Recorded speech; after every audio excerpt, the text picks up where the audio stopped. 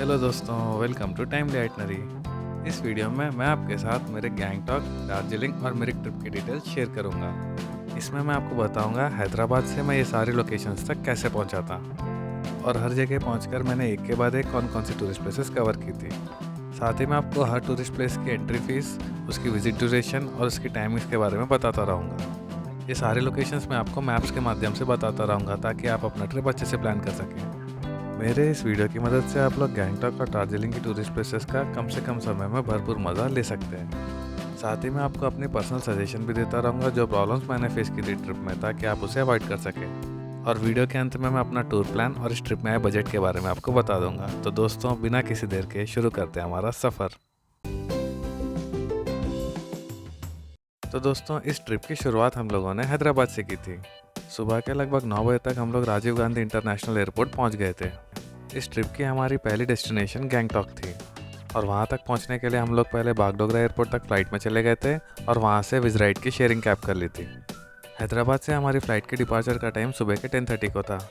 Security check और check in करने में हमें लगभग आधा घंटा लग गया था और कुछ 10 बजे तक हम लोग फ़्लाइट के अंदर आ गए थे और फ़्लाइट ने भी अपने शेड्यूल टाइम 10:30 को टेक ऑफ कर लिया था। दोस्तों, ये फ़्लाइट इंडिगो की थी और इसकी बुकिंग मैंने फ्लेक्सी ऑप्शन में कराई थी, जिसमें फ्री मील्स इंक्लूडेड था। और फ्लाइट टेक ऑफ करने के 1 घंटे बाद हमें वेज सैंडविच ऑफ़र किया गया और उसके साथ एक कोई भी बेवरेज, जिसमें मैंने चाय मंगा ली थी। दोस्तों, वैसे तो हैदराबाद से बागडोगरा का डिस्टेंस कुछ 1900 किलोमीटर है और फ्लाइट में हमें कुछ 2 घंटे 10 मिनट लगे थे। बादलों के नज़ारे देखते हुए हम लोगों ने सफ़र जारी रखा और दोपहर के लगभग 12:40 तक हम लोग बागडोगरा एयरपोर्ट पहुंच गए थे। दोस्तों, ये नज़ारे बागडोगरा एयरपोर्ट के हैं, जो काफ़ी छोटा लेकिन सुंदर था। एयरपोर्ट के बाहर आते आते हमें दोपहर के 1 बज गए थे और हमारी शेयरिंग टैक्सी की बुकिंग का टाइम दोपहर के 2 बजे का था, जिसे मैंने विज़राइट में बुक किया था। टैक्सी आने में अभी 1 घंटा बाकी था। तब तक हम लोग एयरपोर्ट के बगल में बने शेड में बैठ गए थे। लंच का टाइम हो गया था और यहाँ पे पूछने पे पता चला कि एयरपोर्ट की कैंटीन भी बनी है बाहर की तरफ। तो फिर हम लोग हमारा लगेज लेकर वहीं चल दिए। यहाँ लेफ़्ट साइड व्हीकल की पार्किंग थी और हमारी विज़राइट की टैक्सी भी यहीं आने वाली थी। एयरपोर्ट के शेड से कैंटीन का डिस्टेंस कुछ 150 मीटर है और यहाँ राइट साइड सामने आप लोग कैंटीन देख सकते हैं। वैसे तो हमें ज़्यादा भूख लगी नहीं थी और यहाँ से गैंगटॉक तक का लंबा सफ़र भी तय करना था, इसलिए हम लोगों ने खाने में हल्के आइटम मंगा लिए, जैसे कि फ्राई दाल, चावल, रोटी और पापड़। खाना सिंपल था लेकिन काफ़ी टेस्टी था। खाना खा के हम लोग फिर पार्किंग में आ गए थे और 2 बजे तक हमारी टैक्सी भी आ गई थी। दोस्तों, ये 5 सीटर इनोवा गाड़ी थी और ऑनलाइन में लगभग 1 महीने पहले बुकिंग करने पर मुझे मिडिल की 2 सीटें मिल गई थी और दोपहर के लगभग 2:10 तक हम लोग यहाँ से निकल गए थे। साथ ही गाड़ी में हर पैसेंजर को ये रिफ्रेशमेंट भी दिया गया था। दोस्तों, एयरपोर्ट से गैंगटॉक तक का सफ़र भी काफ़ी सुंदर है और इस सफ़र की खूबसूरती में 4 चांद लगाने के लिए आपके साथ एक नदी भी चलती है, जिसका नाम है तीस्ता नदी। इस नदी का ओरिजिन पॉइंट ईस्टर्न हिमालयस में है। बाहर सुंदर वादियों के नज़ारे देखते हुए इस सफ़र में काफ़ी मज़ा आ रहा था। कुछ 3 घंटे का सफ़र करने के बाद शाम के लगभग 5 बजे ड्राइवर ने टी स्नैक्स के लिए यहाँ पे रोका था। इस लोकेशन में काफ़ी सारे छोटे बड़े रेस्टोरेंट्स थे। हम लोग प्रधान रेस्टोरेंट के अंदर आ गए थे। यहाँ पे हम लोगों ने वेज मोमोज और चाय मंगा ली थी। यहाँ पे रेस्टोरेंट्स की तरफ से वॉशरूम्स भी अवेलेबल हैं। कुछ 20 मिनट के ब्रेक के बाद हम लोगों ने हमारा सफ़र शुरू किया। हमारे स्टे की बुकिंग हम लोगों ने होटल सेंट्रल हिल रिजॉर्ट में कराई थी और बागडोगरा एयरपोर्ट से हमारे होटल का डिस्टेंस कुछ 122 किलोमीटर था। और ये सुंदर सा सफ़र तय करते हुए शाम के लगभग 7:20 तक हम लोग हमारे होटल पहुँच गए थे और कैब ने हमारे होटल के सामने हमें ड्रॉप किया। दोस्तों, विज़राइट में आप लोग ड्रॉप पॉइंट बुकिंग के दौरान सेलेक्ट कर सकते हैं और यहाँ मेरी सजेशन ये है, जहाँ पे आप उतरना चाहते हैं वहीं आसपास होटल ले लें, वरना आपको अपने ड्रॉप पॉइंट से होटल पहुँचने के लिए टैक्सी बुक करनी पड़ेगी, जिसका चार्जेस 200 से 250 हो सकता है। हमारा रूम होटल के 3rd फ्लोर पे था और वहाँ तक हम लिफ्ट में चले गए। और दोस्तों, ये हमारा कमरा था। इस कमरे में टीवी का प्रोविज़न नहीं था और यहाँ का वॉशरूम कुछ ऐसा था। यहाँ सामने एक खिड़की थी और यहाँ से नज़ारे कुछ ऐसे थे। यहाँ नीचे ही होटल का एंट्रेंस भी है। और दोस्तों, हम जैसे अप्रैल के महीने में आए थे, बावजूद उसके यहाँ पे ठंड काफ़ी ज़्यादा थी। रूम में फ्रेश अप होने के बाद हम लोग कुछ देर बाद डिनर करने चल दिए। दोस्तों, इस होटल में रेस्टोरेंट का ऑप्शन नहीं था, इसलिए हम लोग डिनर करने बाहर की ओर चल दिए। बाहर पूछने पे पता चला होटल अम्बा रिजेंसी का खाना अच्छा है, तो हम उसी की तरफ चल दिए, जिसका डिस्टेंस हमारे होटल से कुछ 150 मीटर है। दोस्तों, यहाँ चलने के लिए लेफ़्ट साइड वॉकवे बने हैं जो काफ़ी सुंदर हैं और चलते चलते कुछ 5 मिनट में हम लोग अम्बा रिजेंसी पहुँच गए थे और रेस्टोरेंट के नज़ारे कुछ ऐसे थे। ये एक रूफटॉप रेस्टोरेंट है। यहाँ डिनर फिनिश करने के बाद हम लोग वापस हमारे होटल की ओर चल दिए। रात के लगभग 9:30 तक हम लोग होटल पहुँच गए थे और यहाँ हमारा डे 1 समाप्त हुआ। अगले दिन सुबह लगभग 8 बजे तक हम लोग रेडी हो गए थे और हमारे होटल की छत से नज़ारे कुछ ऐसे दिख रहे थे। दोस्तों, अगर आपको वीडियो अच्छा लग रहा है तो इसे लाइक ज़रूर करें। गैंगटॉक में हमारा 2 दिन का स्टे था और पहले दिन घूमने के लिए हम लोग होटल के पास के टैक्सी स्टैंड चले गए थे और वहाँ एक टैक्सी बुक कर ली थी। दोस्तों, हमारे 2 दिन के ट्रिप प्लान में हम लोगों ने गैंगटॉक में ये सारी टूरिस्ट प्लेसेस कवर की थी, जिसमें सबसे पहले हम लोग डोड्रुल चौटन देखने चल दिए, जिसका डिस्टेंस हमारे होटल से 1.9 किलोमीटर था। दोस्तों, डोड्रुल चौटन एक बुद्धिस्ट श्राइन है और इस बिल्डिंग के अंदर आप लोग इनकी होली बुक्स देख सकते हैं। इस बिल्डिंग के चारों तरफ 108 प्रेयर व्हील्स लगे हैं और इसके ठीक सामने कमरे में काफ़ी सारे दीप जले होते हैं, जिन्हें इनके पूर्वजों की याद में जलाया गया है। और इसी के ठीक बगल में थोड़ा नीचे उतरने पे आप लोग एक छोटी मॉनेस्ट्री भी देख सकते हैं, जो कि काफ़ी सुंदर है। यहाँ से हम लोग हमारे नेक्स्ट डेस्टिनेशन बंजागरी वाटरफॉल्स देखने चल दिए, जिसका डिस्टेंस कुछ 7.6 किलोमीटर था। दोस्तों, एक खूबसूरत लैंडस्केप पार्क है जो कुछ 2 एकड़ लैंड में फैला हुआ है और इस खूबसूरत पार्क के एक तरफ आप लोग वाटरफॉल भी देख सकते हैं, जो कुछ 70 मीटर हाइट की है। घनी हरियाली के बीच में पार्क के नज़ारे काफ़ी सुंदर और रिलैक्सिंग थे। यहाँ से हम लोग नेक्स्ट भक्तांग वाटरफॉल देखने चल दिए, जिसका डिस्टेंस 9.3 किलोमीटर था। दोस्तों, भक्तांग वाटरफॉल एक खूबसूरत लोकेशन है जो रोड से लगकर ही है। यहाँ पे आप लोग जिपलाइन एक्टिविटी और यहाँ की लोकल कॉस्ट्यूम भी ट्राई कर सकते हैं। यहाँ कुछ समय बिताकर हम लोग गोजांग मोनेस्ट्री देखने चल दिए, जिसका डिस्टेंस 2.8 किलोमीटर है। दोस्तों, ये मोनेस्ट्री 1981 में बनाई गई थी और एक काफ़ी कलरफुल मोनेस्ट्री है, जिसके अंदर आप लोग गोल्डन कलर के आइडल्स देख सकते हैं। ये मोनेस्ट्री कुछ 6000 फीट की ऊंचाई पे है और यहाँ से नज़ारे काफ़ी सुंदर दिखते हैं। यहाँ से हम लोग ताशी व्यू पॉइंट देखने चल दिए, जिसका डिस्टेंस 0.6 किलोमीटर है। दोस्तों, इस पॉइंट तक पहुँचने के लिए आपको कुछ सीढ़ियाँ चढ़नी पड़ेंगी और यहाँ से नज़ारे कुछ ऐसे दिखते हैं। ताशी व्यू पॉइंट से आप लोग हिमालयन रेंज और कंचनजंगा पीक के नज़ारे देख सकते हैं और यहाँ से माउंटेन्स एंड वैलीज के नज़ारे काफ़ी सुंदर दिखते हैं। यहाँ से हम लोग लासा वाटरफॉल देखने चल दिए, जिसका डिस्टेंस 1.4 किलोमीटर है। दोस्तों, ये वाटरफॉल भी रोड से लगकर ही लोकेटेड है और यहाँ पे आप लोग काफ़ी सारे तिब्बतन फ्लैग्स देख सकते हैं। फोटोग्राफी के लिए ये लोकेशन काफ़ी सुंदर है। यहाँ से हम लोग नेक्स्ट प्लांट कंजर्वेटरी देखने चल दिए, जिसका डिस्टेंस 0.8 किलोमीटर था। दोस्तों, गैंगटॉक अपने फूलों की स्पीशीज़ के लिए काफ़ी फेमस है और ऐसे कई तरह की फूल की वेराइटीज़ आप लोग इस प्लांट कंजर्वेटरी में देख सकते हैं। यहाँ के खूबसूरत फूलों के गार्डन से चलते हुए आपको काफ़ी अच्छा लगेगा। यहाँ से निकलने के बाद हम लोग गणेश टॉक देखने चल दिए, जिसका डिस्टेंस 2.6 किलोमीटर था। दोस्तों, इस मंदिर को कुछ 1953 में यहाँ के पॉलिटिकल ऑफिसर के द्वारा बनाया गया था। ये काफ़ी कलरफुल और सुंदर मंदिर है और ऊंचाई पे होने के कारण आप लोग यहाँ से गैंगटॉक सिटी के नज़ारे भी देख सकते हैं। यहाँ से हम लोग फिर हनुमान टॉक देखने चल दिए, जिसका डिस्टेंस 3.7 किलोमीटर था। दोस्तों, ये मंदिर भी 1952 में बनाया गया था और अभी इस मंदिर को इंडियन आर्मी मेंटेन करती है। कहते हैं जब हनुमान जी संजीवनी बूटी लेकर जा रहे थे तब उन्होंने यहाँ पे कुछ देर आराम किया था। यहाँ से नेक्स्ट हम लोग एंचे मोनेस्ट्री देखने चल दिए, जिसका डिस्टेंस 4.5 किलोमीटर था। दोस्तों, ये मोनेस्ट्री 1909 में बनाई गई थी और गैंगटॉक की अब तक की सारी मोनेस्ट्रीज में ये सबसे ज़्यादा बड़ी और सबसे ज़्यादा खूबसूरत थी। यहाँ का शांत वातावरण और यहाँ की सुंदरता काफ़ी लाजवाब थी। यहाँ से हमारे ड्राइवर ने हमें एमजी रोड के पास ड्रॉप कर दिया था, जिसका डिस्टेंस 3.1 किलोमीटर है। एमजी मार्ग यहाँ के माल रोड की तरह है। और दोस्तों, मैंने अब तक जितने भी हिल स्टेशन विज़िट किए, जैसे कि मसूरी, नैनीताल, ऊटी, महाबलेश्वर, उन सब के कंपैरिजन में यहाँ की माल रोड काफ़ी सुंदर थी। बाकी हिल स्टेशंस की वीडियो आप लोग मेरे चैनल के प्लेलिस्ट में देख सकते हैं। माल रोड एक्सप्लोर करने के बाद हम लोग हमारे होटल आ गए थे, जो कुछ 250 मीटर के डिस्टेंस पे था और यहाँ हमारा डे 2 समाप्त हुआ। दोस्तों, अगले दिन सुबह जल्दी उठकर हम लोग रेडी हो गए थे और आज का हमारा प्लान ये सारी टूरिस्ट प्लेसेस कवर करना था।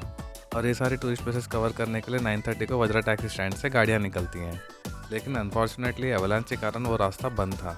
इसलिए फिर हम लोगों ने गैंगटॉक की बाकी टूरिस्ट प्लेसेस कवर करने का प्लान किया। ये सारी प्लेसेस कवर करने के लिए मैंने होटल वालों से एक्टिवा रेंट पे ले ली थी और सबसे पहले हम लोग नामग्याल इंस्टीट्यूट ऑफ तिब्बतोलॉजी चले गए, जिसका डिस्टेंस 1.6 किलोमीटर था। दोस्तों, बेसिकली ये एक म्यूज़ियम है जहाँ पे रिसर्च भी की जाती है। इसका इनॉग्रेशन 1958 में प्राइम मिनिस्टर द्वारा किया गया था। इस म्यूज़ियम के अंदर आप लोग तिब्बतन हिस्ट्री और उनके कल्चर के बारे में जान पाएंगे। यहाँ से नेक्स्ट हम लोग गैंगटॉक रोपवे देखने चल दिए, जिसका डिस्टेंस 300 मीटर था। दोस्तों, ये रोपवे 2003 में बनाया गया था और यहाँ से आप लोग गैंगटॉक सिटी के नज़ारे पैनोरामिक व्यू में देख सकते हैं। इस रोपवे की लेंथ लगभग 950 मीटर है। रोपवे की राइड के बाद हम लोग हमारे होटल की ओर चल दिए, जिसका डिस्टेंस 1.3 किलोमीटर था। होटल पहुंचकर मैंने एक्टिवा रिटर्न कर दी थी और लंच करने के बाद कुछ देर रेस्ट कर लिया था। शाम में हम लोग फिर से एमजी मार्ग चले गए थे, जिसका डिस्टेंस आधा किलोमीटर था। एमजी मार्ग में कुछ देर एक्सप्लोर करने के बाद फिर मैं नामनांग व्यू पॉइंट देखने चल दिया, जिसका डिस्टेंस आधा किलोमीटर था। दोस्तों, ये view point Sikkim legislative assembly के सामने बना है और यहाँ से आप लोग वैली के सुंदर नज़ारे देख सकते हैं। ये पॉइंट भी काफ़ी शांत और रिलैक्सिंग था। यहाँ से वापस हम लोग एमजी मार्ग आ गए थे। शाम के समय में मौसम बदल गया था और थोड़ी बारिश होने लगी थी। रात के समय में एमजी मार्ग काफ़ी सुंदर दिखता है दोस्तों। एमजी मार्ग एक्सप्लोर करने के बाद वापस हम लोग हमारे होटल आ गए थे और यहाँ हमारा डे 3 समाप्त हुआ। दोस्तों, अगले दिन सुबह उठकर 8:30 तक हम लोग रेडी हो गए थे और आज का हमारा प्लान गैंगटॉक से दार्जिलिंग जाना था और वहाँ तक हम लोगों ने शेयरिंग टैक्सी में जाना डिसाइड किया। दोस्तों, दार्जिलिंग जाने वाली टैक्सी ड्यूरली टैक्सी स्टैंड से निकलती है और वहाँ तक पहुँचने के लिए हम लोगों ने हमारे होटल के बाहर निकलते ही कुछ 100 मीटर में एक टैक्सी कर ली थी। यहाँ से ड्यूरली टैक्सी स्टैंड का डिस्टेंस कुछ 1.8 किलोमीटर है और सुबह के लगभग 9:20 तक हम लोग ड्यूरली टैक्सी स्टैंड पहुँच गए थे। टैक्सी स्टैंड के काउंटर से हम लोगों ने दार्जिलिंग की 2 टिकटें ले ली थी और लगभग 2 घंटे के इंतज़ार के बाद हमें टैक्सी मिली, जो कुछ 11:15 को यहाँ से निकल गई थी। दोस्तों, गैंगटॉक से दार्जिलिंग तक का सफ़र भी काफ़ी सुंदर होता है और इसकी मैंने अलग से एक डिटेल वीडियो बनाई है, जिसका लिंक डिस्क्रिप्शन में है। आप चाहें तो उसे भी देख सकते हैं। गैंगटॉक से दार्जिलिंग तक का डिस्टेंस कुछ 94 किलोमीटर है और ये सुंदर सा सफ़र तय करते हुए शाम के लगभग 5 बजे तक हम लोग दार्जिलिंग पहुँच गए थे। दोस्तों, टैक्सी ने हमें इस लोकेशन पर ड्रॉप किया था और हमारा स्टे होटल जगजीत युमा में था, जिसका डिस्टेंस लगभग 350 मीटर था और वहाँ तक हम लोग शॉर्टकट रास्ते में बाय वॉक ही पहुँच गए थे। और ये सामने आप लोग होटल का एंट्रेंस देख सकते हैं। चेक इन करने में हमें कुछ 10 मिनट लग गए थे और हमें कमरा होटल के 2nd फ्लोर पर मिला। होटल का इंटीरियर काफ़ी सुंदर था और दोस्तों, इस कमरे में हमारा स्टे था। यहाँ पे टीवी, वाईफाई भी थे और रेस्टोरेंट का ऑप्शन भी अवेलेबल था और यहाँ के वॉशरूम भी काफ़ी स्पेशियस, नीट एंड क्लीन थे। होटल में फ्रेशअप होने के बाद शाम में हम लोग दार्जिलिंग माल रोड चौरस्ता देखने चल दिए, जिसका डिस्टेंस हमारे होटल से 0.9 किलोमीटर था और वहाँ तक हम लोग पैदल ही चल दिए। दोस्तों, रास्ते में मार्केट के नज़ारे काफ़ी सुंदर थे। ये लोकेशन दार्जिलिंग की एक फेमस टूरिस्ट स्पॉट है। इस लोकेशन की चारों तरफ मार्केट बना हुआ है और शाम के समय यहाँ बैठकर आप काफ़ी रिलैक्स फील करेंगे। यहाँ काफ़ी समय बिताने के बाद हम लोग हमारे होटल आ गए थे और दोस्तों, यहाँ हमारा डे 4 समाप्त हुआ। दोस्तों, वीडियो यूज़फुल लग रहा है तो प्लीज़ इसे लाइक ज़रूर करें। अगले दिन सुबह जल्दी उठ के कुछ 9 o'clock तक हम लोग रेडी हो गए थे और आज का हमारा प्रोग्राम दार्जिलिंग की लोकल साइट सीइंग कवर करना था और इसके लिए मैंने एक्टिवा रेंट पे ले ली थी। दार्जिलिंग में हम लोगों ने ये सारी टूरिस्ट प्लेसेस कवर की थी। दोस्तों, सबसे पहले हम लोग दार्जिलिंग टॉय ट्रेन स्टेशन देखने चल दिए, जो कुछ 400 मीटर के डिस्टेंस पे था। दोस्तों, ये रेलवे स्टेशन कुछ 1880s के दौरान बनाया गया था और इस रेलवे स्टेशन की ऊंचाई लगभग 2200 मीटर है अबव सी लेवल। आप चाहे तो यहाँ पे टॉय ट्रेन राइड भी एंजॉय कर सकते हैं। यहाँ से नेक्स्ट हम लोग Japanese garden and peace pagoda देखने चल दिए, जो कुछ 2.7 किलोमीटर के डिस्टेंस पे था। दोस्तों, ये सामने आप लोग जापानीज़ टेम्पल देख सकते हैं, जो 1 फ्लोर की बिल्डिंग है। इस मंदिर को 1972 में बनाया गया था और उसी के राइट साइड आप लोग पीस पगोड़ा देख सकते हैं। दोस्तों, पगोड़ा यानी हिंदू और बुद्धिस्ट का टेम्पल, जो कि मल्टी लेयर्ड है। पीस पगोड़ा की स्थापना गुरु फूजी ने 1972 में की थी, जिनका उद्देश्य वर्ल्ड में नॉन वायलेंस एंड पीस को प्रमोट करना था। यहाँ से नेक्स्ट हम लोग बतासिया लूप देखने चलते हैं, जो कुछ 6.1 किलोमीटर के डिस्टेंस पे था। दोस्तों, बतासिया लूप एक रेलवे स्पाइरल लूप है, जो रेलवे की ग्रेडियंट को कम करने के लिए बनाया गया था। इसके बीचों बीच एक वॉर मेमोरियल है, जो शहीद गोरखा सोल्जर्स की याद में बनाया गया है। ये काफ़ी खूबसूरत लोकेशन है दोस्तों। यहाँ से नेक्स्ट हम लोग घूम मोनेस्ट्री देखने चलते हैं, जो कुछ 1.5 किलोमीटर के डिस्टेंस पे थी। दोस्तों, ये मोनेस्ट्री 1875 में बनाई गई थी और इस मोनेस्ट्री के अंदर आप लोग 15 फीट मैत्रेय बुद्धा का स्टैचू देख सकते हैं। यहाँ से नेक्स्ट हम लोग दार्जिलिंग रोपवे देखने चल दिए, जिसका डिस्टेंस 9.1 किलोमीटर था। दोस्तों, ये रोपवे 1968 में स्टार्ट हुई थी और इस रोपवे से आप लोग रंगीत वैली के घने जंगल और वहाँ के वाटरफॉल्स देख सकते हैं। रोपवे देखने के बाद हम लोग दार्जिलिंग जू आ गए थे, जिसका डिस्टेंस 1.7 किलोमीटर था। ये जू पार्क 1958 में ओपन हुआ था और ये कुछ 67 एकड़ लैंड में फैला हुआ है। ये इंडिया का हाईएस्ट एल्टीट्यूड जू पार्क है, जो कुछ 7000 फीट की ऊंचाई पे है और इसमें आप रेड पांडा, स्नो लेपर्ड जैसे एंडेंजर्ड स्पीसीज देख सकते हैं। और दोस्तों, इसी जू पार्क के अंदर आप लोग हिमालयन माउंटेनियरिंग इंस्टीट्यूट भी देख सकते हैं, जो कुछ 1954 में एस्टैब्लिश हुआ था। यहाँ पे जिपलाइन जैसी थोड़ी फन एक्टिविटीज़ भी आप कर सकते हैं। यहाँ पे एक म्यूजियम भी है, जहाँ पे आप माउंटेनियरिंग रिलेटेड सारी चीज़ें जान पाएंगे। यहाँ से हम लोग ऑब्जर्वेटरी पॉइंट चल दिए जो कुछ 1.4 किलोमीटर के डिस्टेंस पे थी। दोस्तों ये एक व्यू पॉइंट है जहाँ से मौसम साफ़ होने पे आप लोग माउंट कांचनजंगा भी देख सकते हैं। ये काफ़ी रिलैक्सिंग पॉइंट था दोस्तों। यहाँ कुछ समय बैठने के बाद फिर हम लोग महाकाल टेम्पल देखने चल गए जो कुछ 0.9 किलोमीटर पे था। दोस्तों ये एक शिव जी का मंदिर है जो 1782 में बनाया गया था। यहाँ पे आप हिंदू और बुद्धिस्ट रिलीजियन का मिश्रण देख सकते हैं। ये मंदिर ऑब्जर्वेटरी हिल की टॉप पे बना है और इसे देखने के लिए काफ़ी सीढ़ियाँ चढ़नी पड़ती हैं। मंदिर में दर्शन करने के बाद हम वापस ऑब्जर्वेटरी पॉइंट चले गए थे और वहाँ से हमारे होटल चले गए थे जिसका डिस्टेंस 1.4 किलोमीटर था। और यहाँ हमारा डे 5 समाप्त हुआ। दोस्तों अगले दिन सुबह उठकर 8 बजे तक हम लोग रेडी हो गए थे। आज का हमारा प्लान होटल चेकआउट करके मिरिक जाना था और वहाँ से न्यू जलपाईगुड़ी रेलवे स्टेशन, जिसके लिए मैंने एक टैक्सी बात कर ली थी। और सुबह के लगभग 8:30 तक हम लोग यहाँ से निकल गए थे।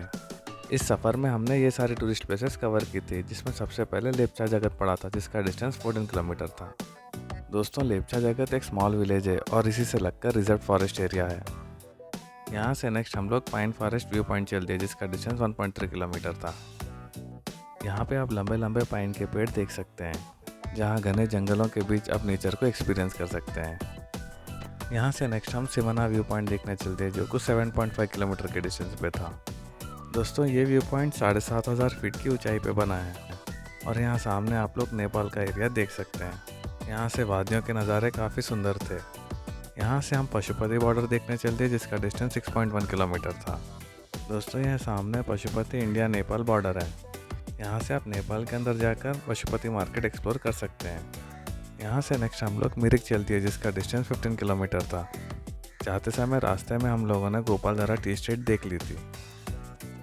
दोस्तों वैसे दार्जिलिंग से मिरिक तक का डिस्टेंस कुछ 40 किलोमीटर है। मिरिक एक काफ़ी फेमस टूरिस्ट डेस्टिनेशन है। यहाँ की सुंदर लेक और हरे भरे जंगल पर्यटकों को काफ़ी आकर्षित करते हैं। यहाँ से वादियों के नज़ारे भी काफ़ी शानदार होते हैं। यहाँ से नेक्स्ट हम न्यू जलपाईगुड़ी रेलवे स्टेशन चलते हैं जिसका डिस्टेंस 57 किलोमीटर था। शाम के लगभग 3:40 तक हम लोग यहाँ पे पहुँच गए थे। यहाँ से हमारी कोलकाता की ट्रेन शाम के 6 बजे की थी और कल हमारी कोलकाता से हैदराबाद की फ़्लाइट थी। रेलवे स्टेशन के बगल में कोच रेस्टोरेंट बना था, वहाँ जाके हम लोगों ने स्नैक्स ले लिया था। स्नैक्स लेने के बाद हम लोग रेलवे स्टेशन के अंदर आ गए थे और अपने प्लेटफॉर्म की तरफ चल दिए और शाम के 5:30 तक ट्रेन स्टेशन पे आ गई थी। ट्रेन अपने शेड्यूल टाइम पे थी और शाम के लगभग 6 बजे यहाँ से निकल गई। दोस्तों वैसे न्यू जलपाईगुड़ी से शियालदह तक का डिस्टेंस कुछ 587 किलोमीटर है और सुबह के लगभग 5:30 तक ट्रेन शियालदह स्टेशन पे आ गई थी। स्टेशन में उतर के हम लोग क्लॉक रूम की तरफ चल दिए। क्लॉक रूम में हम लोगों ने कुछ समय वेट किया और यहीं फ्रेश अप हो गए थे। ब्रेकफास्ट करने के बाद सुबह के लगभग 9 बजे तक हम लोग यहाँ से निकल गए थे। एयरपोर्ट तक जाने के लिए हम लोगों ने टैक्सी कर ली थी। रेलवे स्टेशन से एयरपोर्ट तक का डिस्टेंस 16 किलोमीटर था। हमारे फ्लाइट का डिपार्चर दोपहर के लगभग 12 बजे था। सुबह के लगभग 9:45 तक हम लोग एयरपोर्ट पहुंच गए थे और ये नज़ारे कलकत्ता एयरपोर्ट के हैं और फ्लाइट ने भी अपने शेड्यूल टाइम से यहाँ पे टेक ऑफ कर लिया था। कोलकाता से हैदराबाद तक का डिस्टेंस कुछ 1500 किलोमीटर है और दोपहर के लगभग 2:30 तक हम लोग हैदराबाद पहुँच गए थे और यहाँ हमारा ट्रिप समाप्त हुआ। और जैसा कि मैंने कहा था ये रहा मेरी ट्रिप का टूर प्लान और ये रहा इस ट्रिप का बजट। वीडियो लंबा हो रहा था इसलिए मैंने इसमें सारी डिटेल शेयर नहीं की है। मैंने अलग से गैंगटॉक, दार्जिलिंग और मिरिक ट्रिप्स की डिटेल्ड वीडियो बनाई है जिसका लिंक डिस्क्रिप्शन में है। तो दोस्तों अगर आपको मेरा वीडियो अच्छा लगा है तो प्लीज़ वीडियो को लाइक एंड चैनल को सब्सक्राइब ज़रूर करें। जल्दी मिलते हैं अगले वीडियो में, तब तक के लिए धन्यवाद।